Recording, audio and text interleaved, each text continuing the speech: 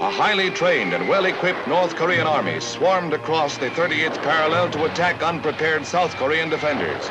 Caught off guard, they were all but overwhelmed until the United Nations took its historic vote to intervene. While the Korean Republicans fought a desperate delaying action, a United Nations police force with General Douglas MacArthur as Commander-in-Chief was formed. Hello and welcome back to the Kleiocast, episode 13. I'm RC. And I'm Matt. And now we'll be continuing with part 3 of the Korean War. Now, if you remember back to our previous episodes where we say Republic of Korean troops don't have a lot of arms that could really take on, a tank or any major operations. They have small arms, and most of their troops are either home at their farms or at a new officers club. So that is a problem, and really it's the Republic of Korean military does put up a fight, but really the most logical decision you can make is run, because there isn't a lot of you, and this is the start of a civil war. You see guys that speak the same exact language of you. All they have is a different uniform. Really confusing, and it's really hard to get the news out that, hey, war started. So if you see a bunch of guys who can speak your language and are just like, hey, we're taking over your country for the name of Kim Il-sung and the glorious ideas of communism, you're going to be like, okay, cool, how about no? And then they roll up in a T-34 tank and fire a few shots at you, and you're like, okay, sure, I'm going to go south, because there's no way really else to go than south.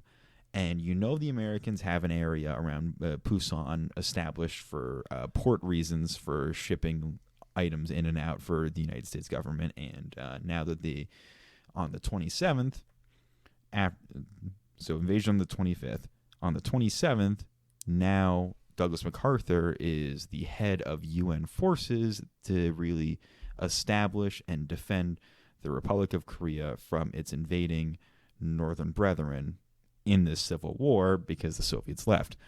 So Douglas MacArthur and some American troops are down in Pusan, so really the best thing you can do is keep on fighting a very, very quickly collapsing perimeter in this new war, and really the only thing you can do is delaying actions, which aren't doing that great, because once again they only have rifles and pistols and no artillery and no tanks. So when you get blasted from the skies, blasted from artillery, and blasted from tanks, really the best thing you can do is retreat. So that's the situation that Douglas MacArthur is coming into. Both will be outlined in last episode, where U.S. troops in Japan, which is the closest response force available that isn't the Republic of Korean Army, coming, but they are lacking in recent training and also have not been really physically prepared to engage in a large-scale conflict. But with Republic of Korean troops falling by the wayside, and with Syngman Rhee's eventual evacuation, even though he did not want to evacuate, but, when push comes to shove and your capital is completely collapsing and any amount of defense is falling apart on the wayside, and really the only thing left is a small perimeter in Seoul and then a decently large perimeter around the port city of Pusan, you have nothing else to really fall back on but evacuate.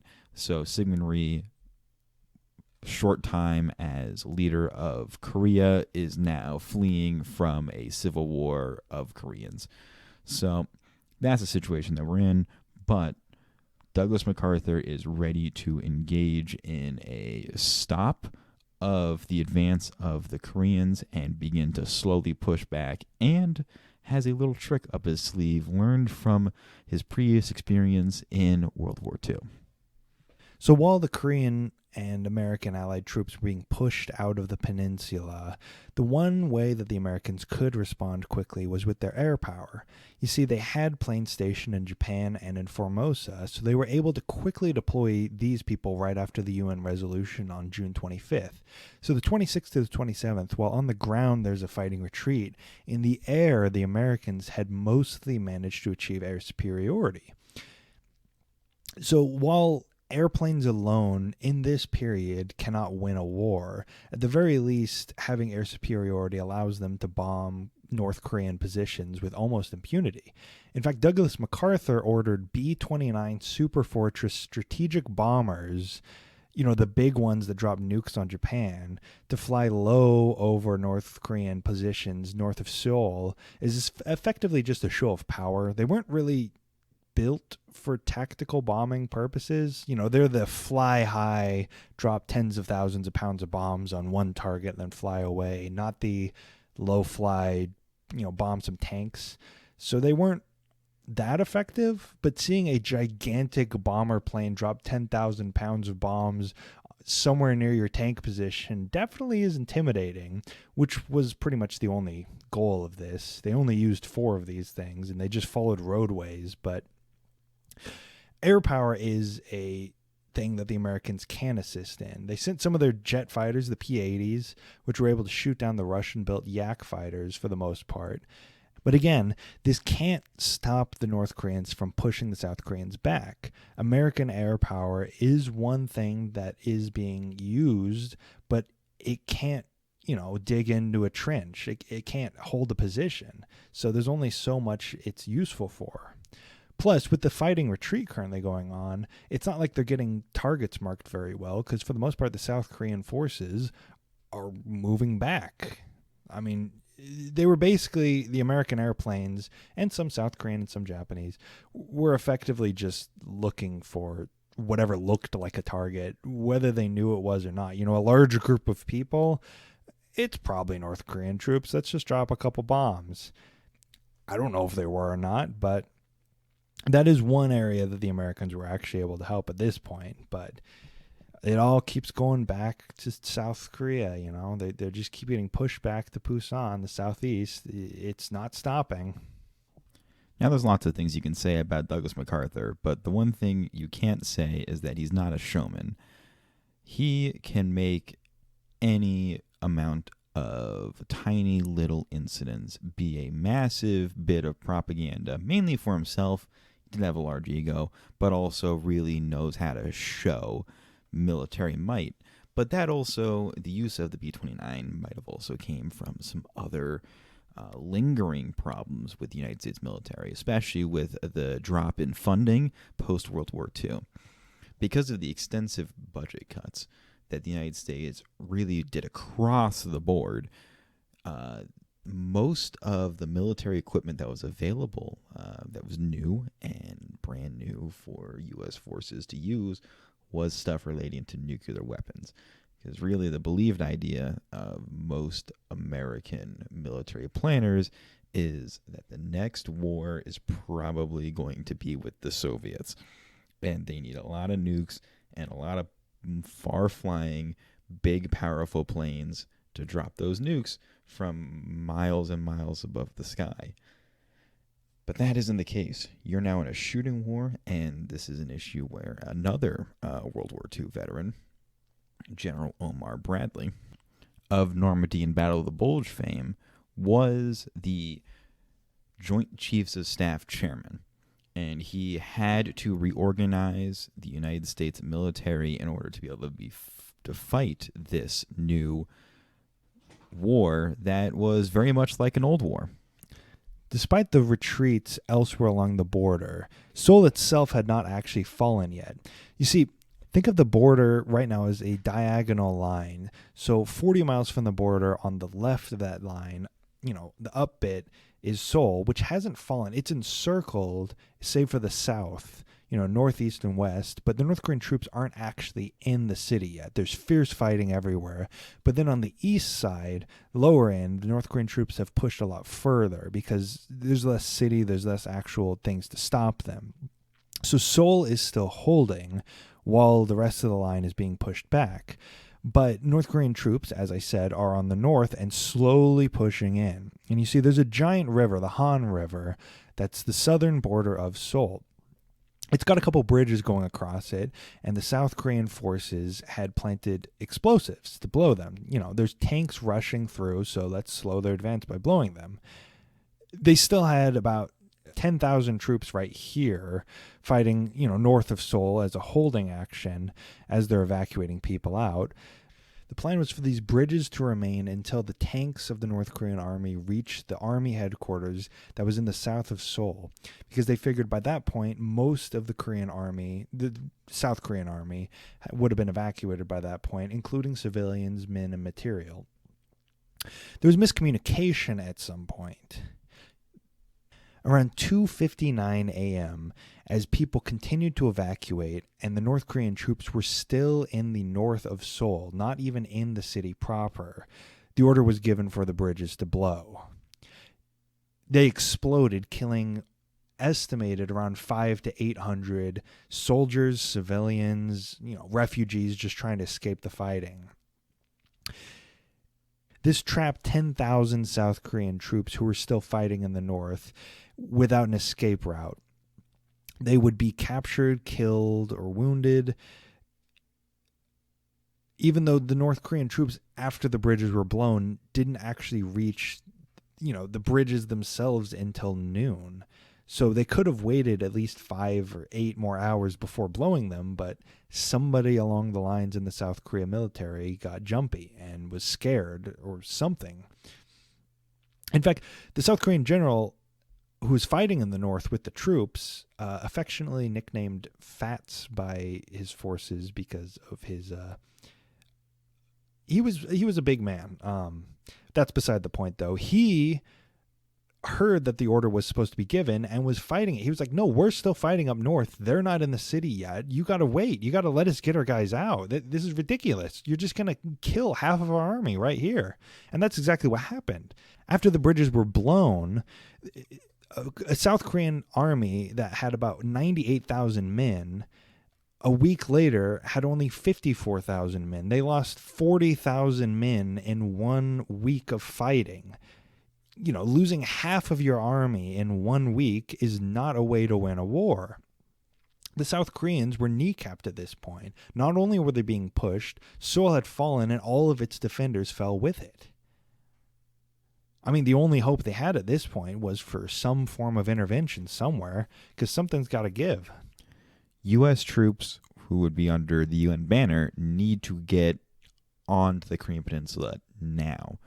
What U.S. troops are available on the peninsula already are falling back with ROK troops. And it is Douglas MacArthur's job to make sure that stops. And it is his job of subordinates, particularly a man who was nicknamed Johnny Walker and General Church. These were the contacts that you had to find if you were going to be, taken from Japan and moved to Korea, which is a situation that Colonel Brad Smith found himself in, as him and a 540 group of mainly clerks or non-coms, or men that don't really do a lot of combat, and non-commissioned officers, and men who are mainly there to occupy Japan, are being airlifted to go help in Korea. This is one of the most unlucky bits of astral operations that these guys have to do. Not a lot of them are combat veterans, because the veterans of World War II that did re-enlist were mainly the clerks. They didn't see a lot of combat. They don't really have a lot of actual field fighting experience, but they were veterans of World War II. There were some combat veterans, and Brad Smith was famous for being a pretty good strategical officer. So he is given the orders from Douglas MacArthur to go to Korea, and he is given, I have a direct quote of the order: "When you get to Pusan, head to Daejeon. We want to stop the North Koreans as far from Pusan as possible. Block the main road as far north as possible. Contact General Church in Korea as head of the advance party. If you can't locate him, go to Daejeon and beyond if you can. Sorry I can't give you more information. That's all I've got. Good luck to you. God bless your men." So that's what they're given to go to Korea with, and they're airlifted in. But this will be the first time the North Koreans who are invading will face anything more than rifle fire. But that rifle fire, wasn't doing much, and neither would what they're bringing, which was a small amount of mortars, a small amount of bazookas, a small amount of recoilless rifles, and some men that actually know how to kind of use this equipment. But they're facing off against hundreds of tanks. So Task Force Smith is moving up the Korean Peninsula, in which they face their first mutiny, which is from Republic of Korean troops that are driving their transports, who are like, hey, this is dumb. We should be going the other way. And they're just like, no, we're going to fight the North Koreans. And they're just like, okay. And they all bail. So Brad Smith, Colonel Smith, drafts a lot of the guys that are in the task force, this 580 group of men, to go stop the tide of the thousands of North Koreans pouring down the peninsula to drive the trucks forward. Now, they reach Daejeon and begin to face their first amount of combat. And what they do is they end up destroying a tank in which a little bit of the crew pops out. 2 Koreans surrender, and the third one pops out from behind the burning wreckage with a PPSH submachine gun and just fires into the machine gun nest that they have established that they took out the tank by shooting at its treads, which was the advice given to them by veterans, and kills one of the members of Task Force Smith. That is the first death, but it won't be the last of Task Force Smith. So it's important to point out that first engagement with a tank is the first time Task Force Smith really dug in to really defend Daejeon in the Battle of Osan. So during this situation, they only have 2 recoilless rifles that made it to Korea. There were 8 in the group, but 4 made it out of Japan, but 2 are broken. So Task Force Smith is operating with 2 recoilless rifles that only have 18 heat round or high explosive anti-tank rounds. So that's the only thing they have to really take out these tanks, because other than that, they have regular high explosive rounds that shoot at infantry, or they have bazooka rounds, which have deteriorated with age, because the last time they were manufactured is around near the end of World War II in 1945, and they've been sitting for 5 years. So we have a situation where they don't really have a lot of firepower. It's the most firepower the North Koreans have faced so far, but it's not enough to take out these tanks. But that's not really a problem for the North Korean tanks, because they just drive by Task Force Smith.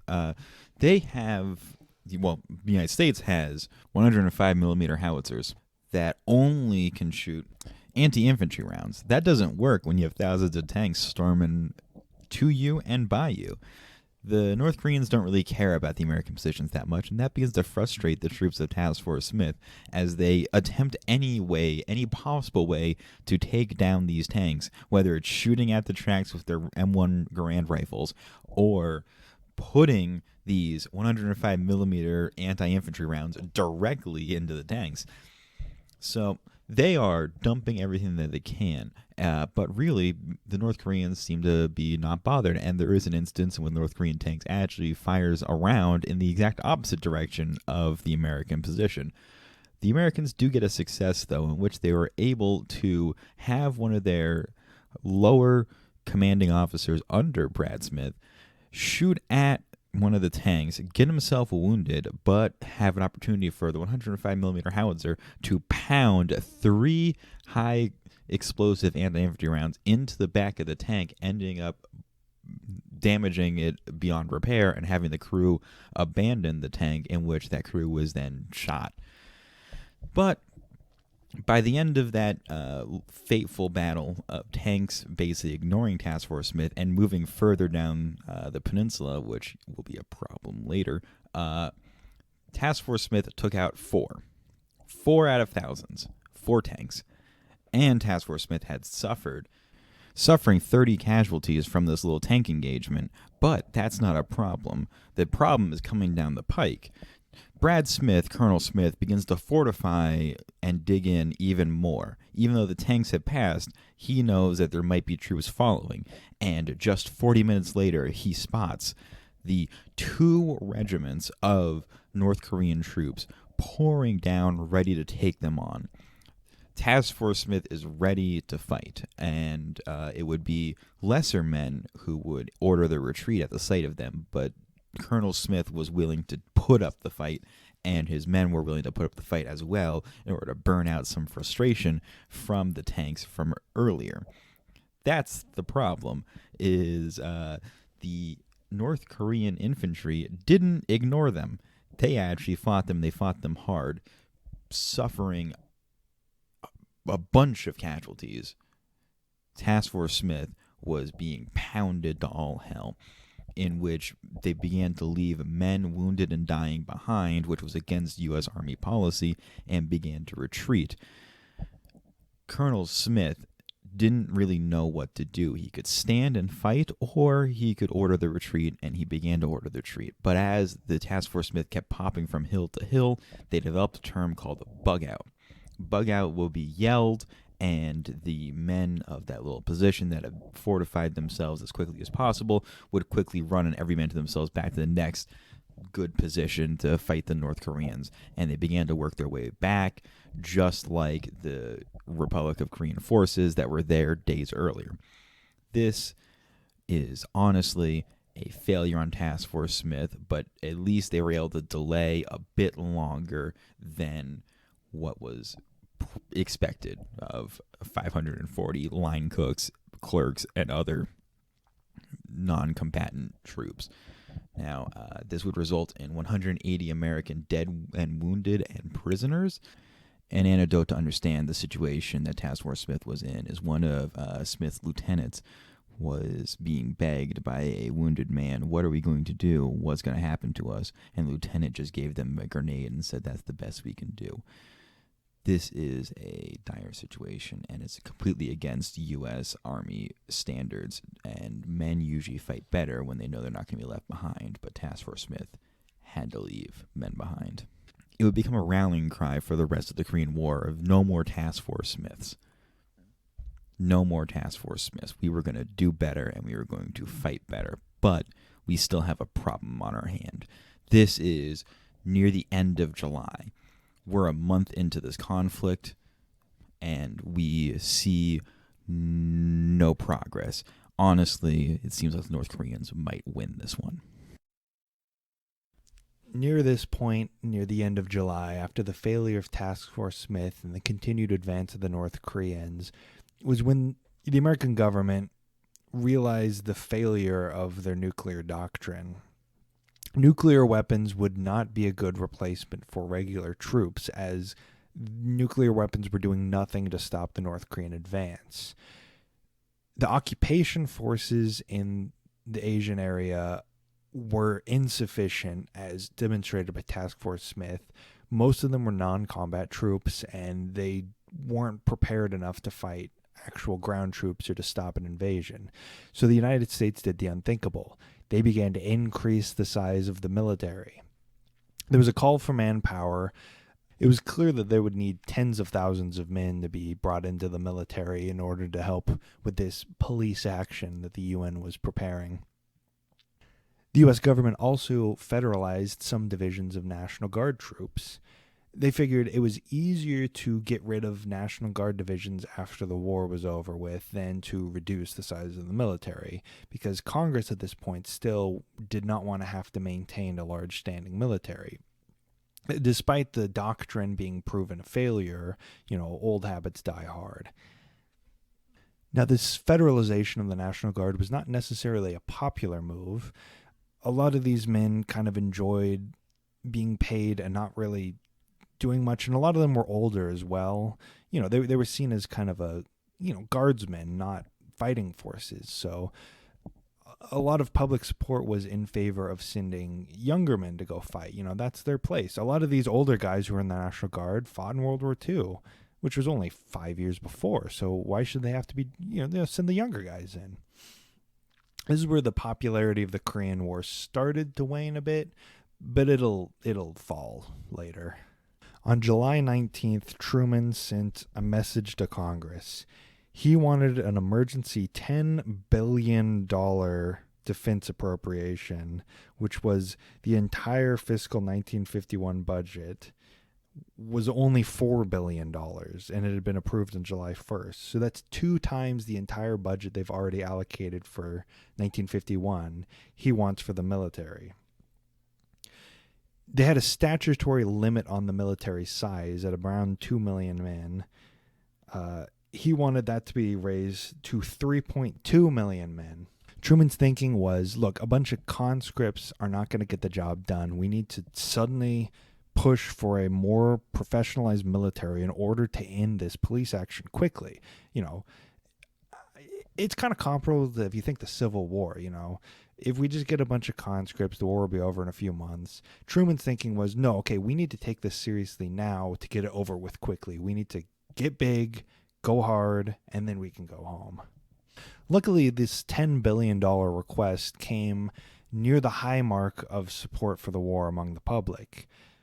Republicans were all too happy to jump at the opportunity to fund the military more, and they wanted to give Truman government whatever it needed.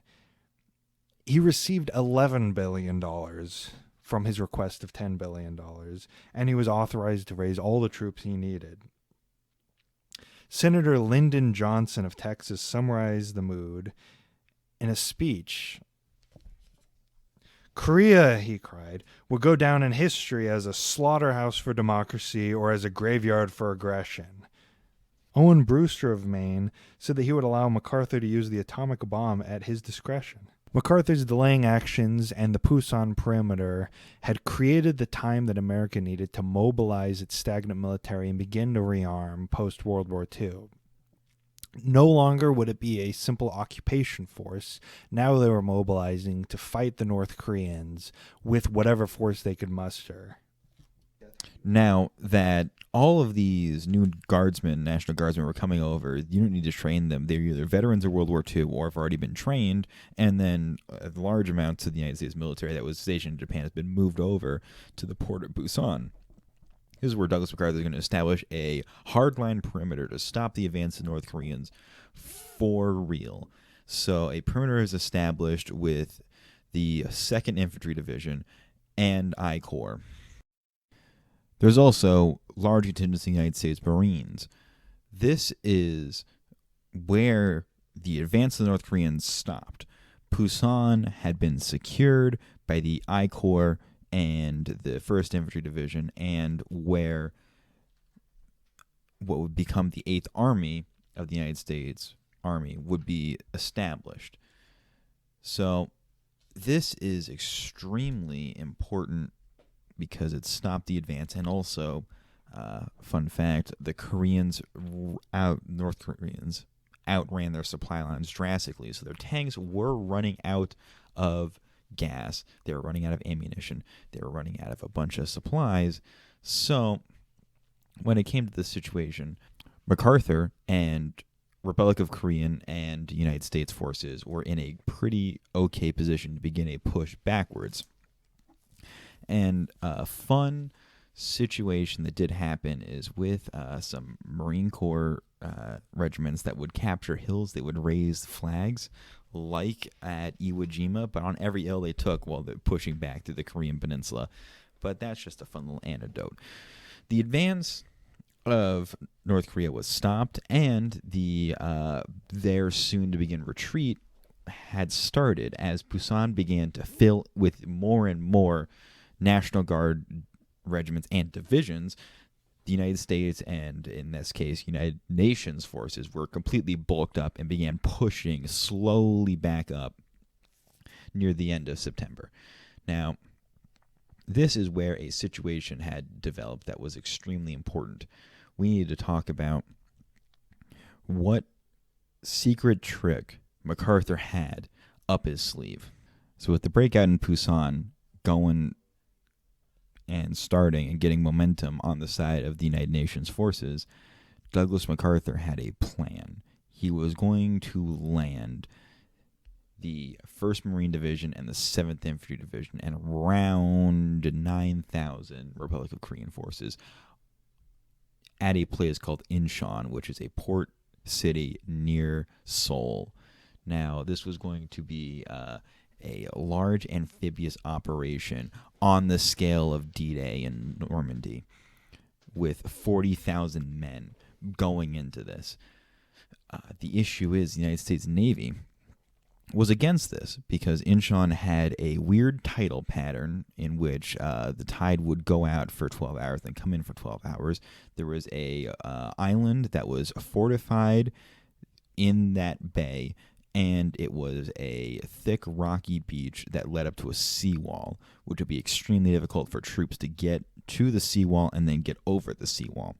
Now, Douglas MacArthur wasn't afraid of using a bit of, charisma and convincing to tell these Navy heads that, hey, you were able to do D-Day. You were able to do landings all over the Pacific. Why is this any different than what you did just 5 years earlier? And they're just like, okay, well, if we could do that, we can do this. And Douglas MacArthur had convinced them to land in Inchon. So dumping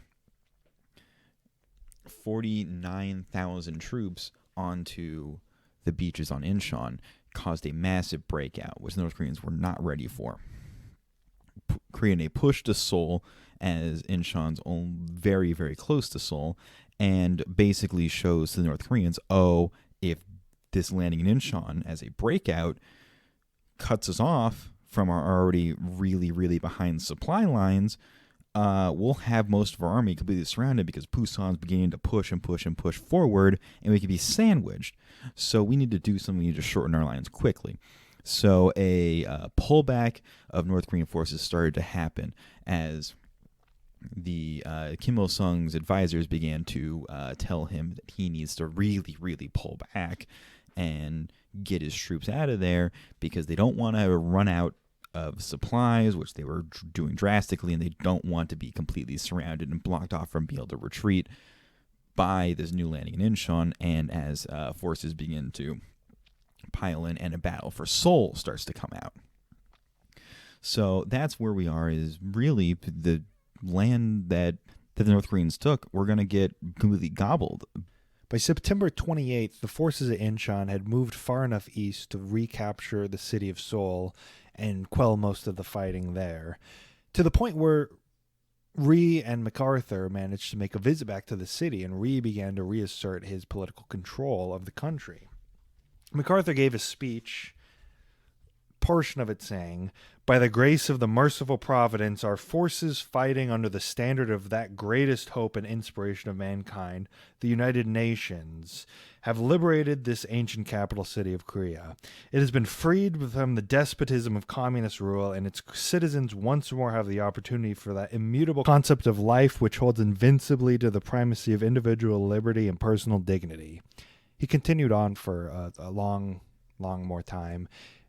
He liked talking, and he did not like the UN, which is kind of funny because he used it in a lot of his speeches as, this is the primacy of mankind fighting, but he did not like them at all, and he resented the fact that he was fighting under the UN banner and not under the American banner. That's beside the point, though. The point is, Seoul is retaken, and by October 9th, the South Korean government and Time magazine both declared the war to be over.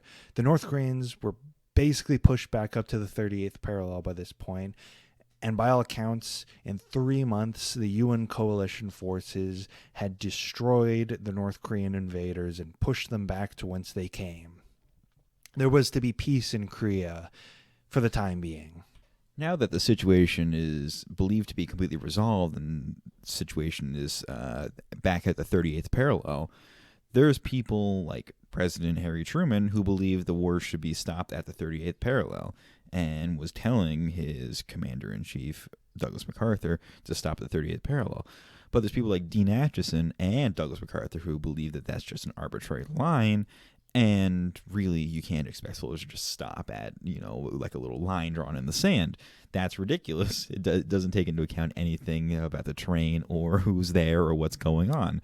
And we just can't stop at one gigantic straight line across the sand, so we have to keep going. And the vague notions that were established by the UN resolutions to both condemn and then also engage the North Koreans said to establish peace, not to establish the border, but to establish the peace and bring back security in the area. What's the best way to establish security? Well, keep going. We already, have good momentum as UN forces. We are pushing them back drastically, and it's only 3 months into the war, and we've basically reversed all the gains that have been made by, the North Koreans. But Harry Truman was against that drastically and was telling Truman not to cross the 30th parallel. Don't cross the 30th parallel. Truman was telling MacArthur not to cross the 38th parallel. But MacArthur,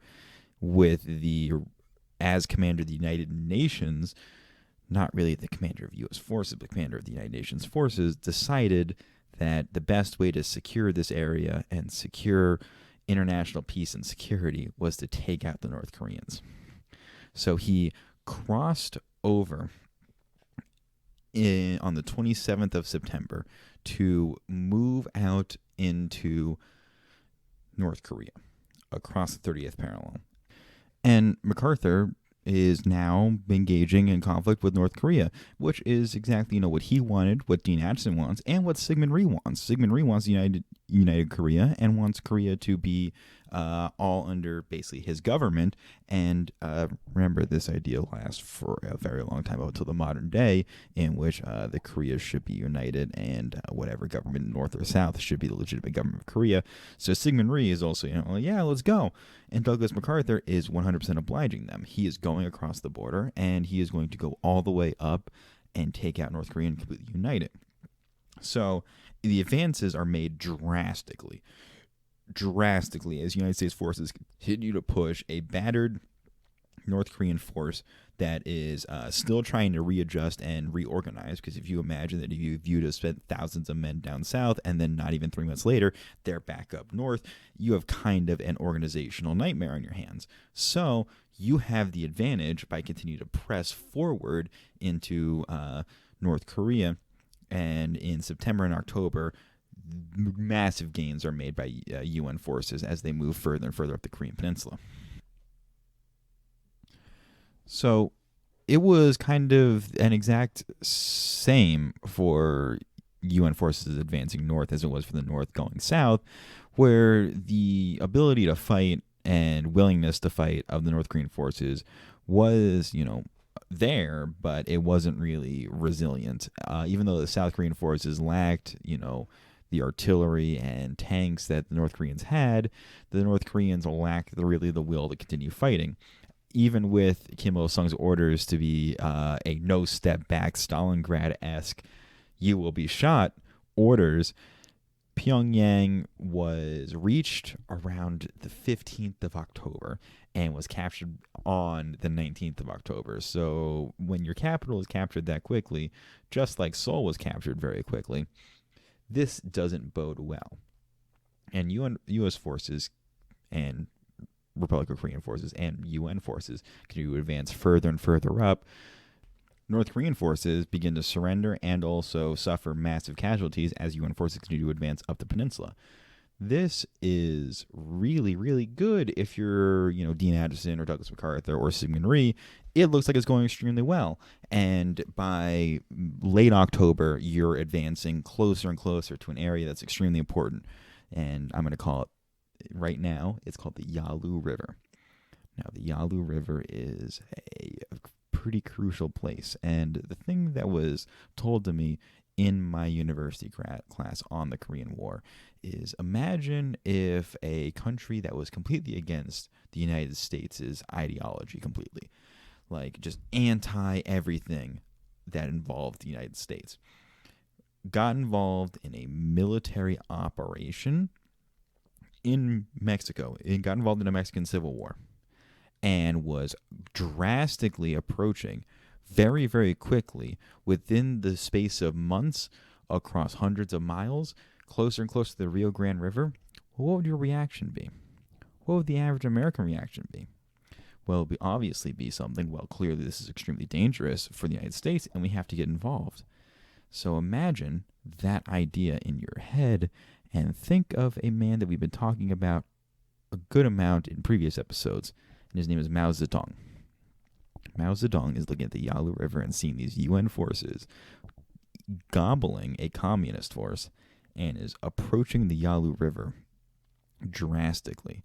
And by the end of October to early November is days, if not a week away from being able to go right on the Yalu River, and could even cross the Yalu River and take out his new Chinese government, considering the United States is real buddy-buddy with Chiang Kai-shek over in Taiwan, the man who just lost a civil war against Mao not even a year earlier. So, what are you to do? And that is where we have a little special treat for you.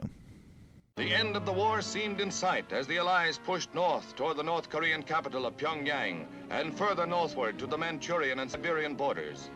Then it happened. The Chinese Red Armies, numbering hundreds of thousands, swarmed over the frontier against thinly held United Nations positions. Confronted by overwhelming numbers, UN armies were forced into inevitable retreat. Thank you guys for tuning into the Kleiocast, episode 13, part 3 of the Korean War. We're going to catch you next week with the part 4, which may or may not be the conclusion. We're not sure yet. Be sure to subscribe to our Acast, or we post these on YouTube as well. You can follow us on Twitter at kleiohistory. You can also email us with questions, comments, concerns, or suggestions at quorcasters@gmail.com. That's QUARCASTERS@gmail.com. All those links you can find in the description below. And again, I've been RC. And I've been Matt. And we're going to thank you for listening. Join us next time, part 4.